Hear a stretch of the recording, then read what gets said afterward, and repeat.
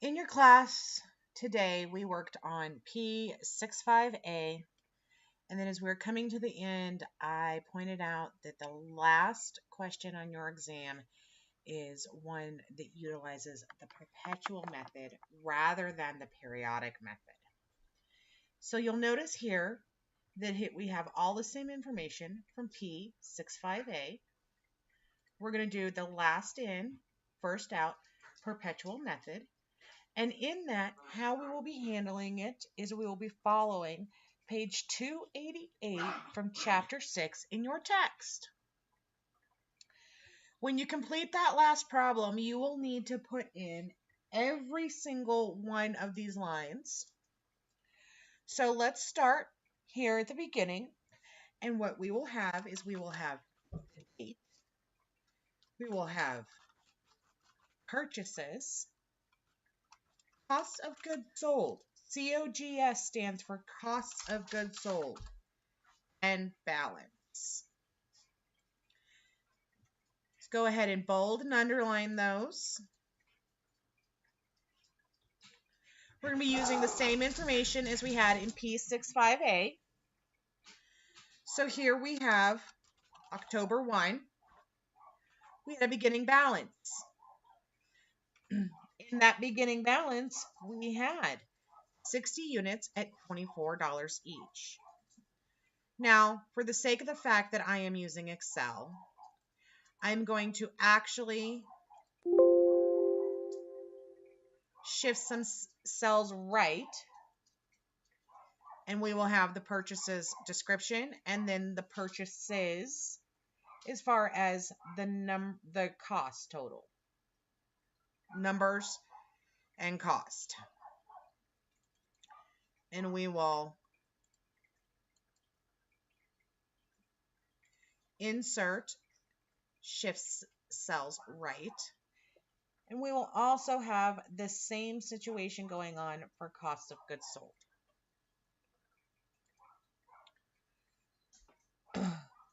So for purchases on October 1st, there was no actual purchases.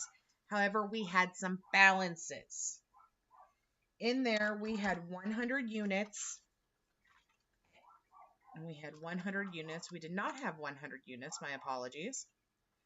We had 60 units at $24 each.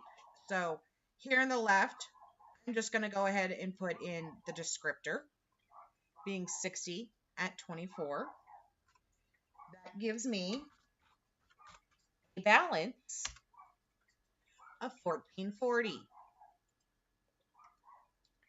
Now, the first transaction that occurred is a purchase on 10/9. So for that purchase, we purchased 120 at 26. Now that 120 at 26 has a value of $3,120. So now my new balance is 60 at 24,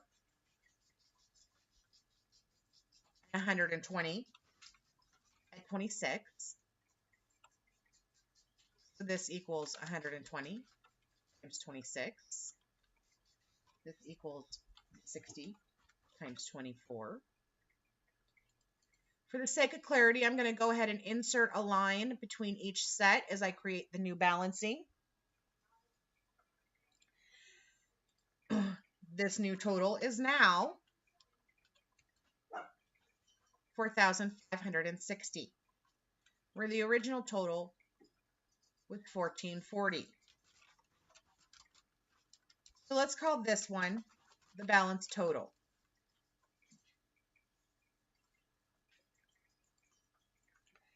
Our third transaction was on October 11th.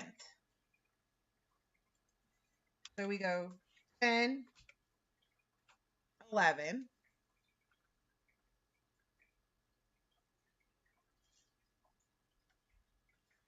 And here it says that we had a sale of 100 units. So we sold 100 units. We're using last in, first out. So the most recent purchase is the one that we are assuming has left. Where do we have the most recent 100? That most recent 100 is here. 120 at 26.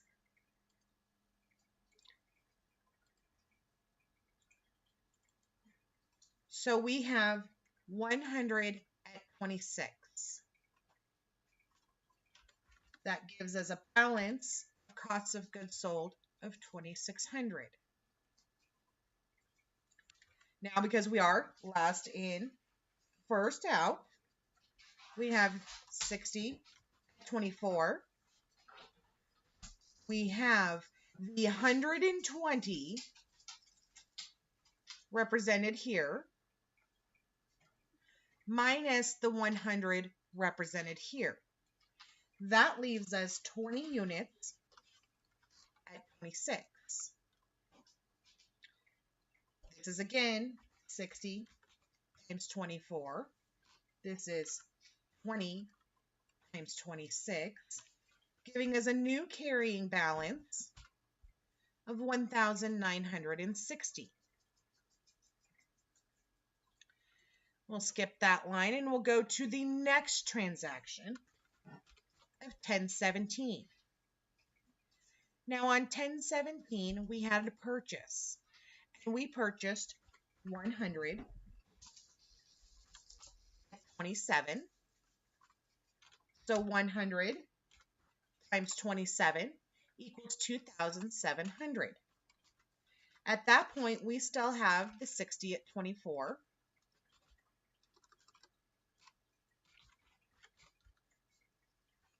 We also have the 20 at 26. And now we brought in one more load of 100 at 26. That doesn't seem right. That's the October 11th or the October 17th. They're at 27. My apologies. So let's, at 27.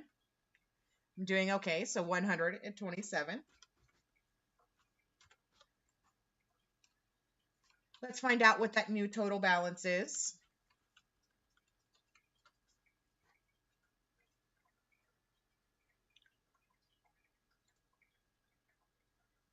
We'll skip this line and we'll go to the next part of the transaction, which is the 22nd. And that's a sale. That's going to be cost of goods sold. We sold 60 units. Now again, last in, first out. So in a last in, first out situation, you look at the most recent purchase. So we had 60. The most recent purchase was at $27. So it's 60 at 27 equals 60 times 27, giving us a cost of goods sold of 1,620. We still have that original 60 at 24. We still have the 20 at 26. And then of the 100 at 27, we have sold 60 of them. So that leaves us with 40 at 27. So I go 60 times 24, 20 times 26, and 40 times 27. This now gives me a new balance of 3,040. We'll skip this line and we'll come back up and we'll look at what the October 25th transaction. So on 10/25, we had a purchase, 70 at 29.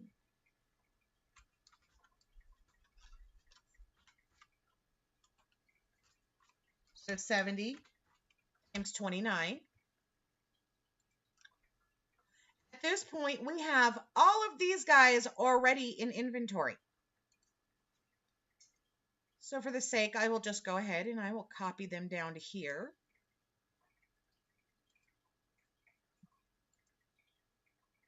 And I added 70, 29. So 60 times 24, 20 times 26, 40 times 27, 70 times 29. And now I have a new carrying balance of 5,070. On October 29th, I sold 110. This is our final transaction. So on 10/29/17, we sold 110. Well, we have a bit of a conundrum. Our most recent, we have 70, so we're going to look for 110. That is going to break apart in this way. We have 70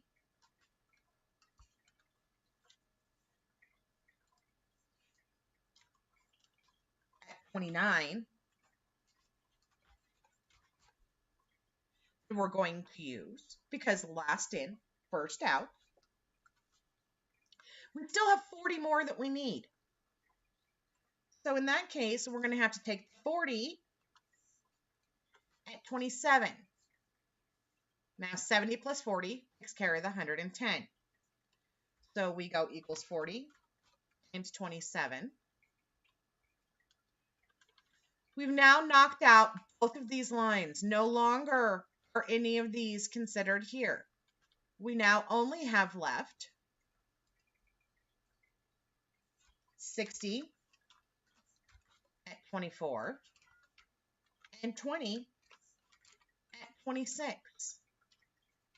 So 60 times 24, whoops, I forgot the equal sign,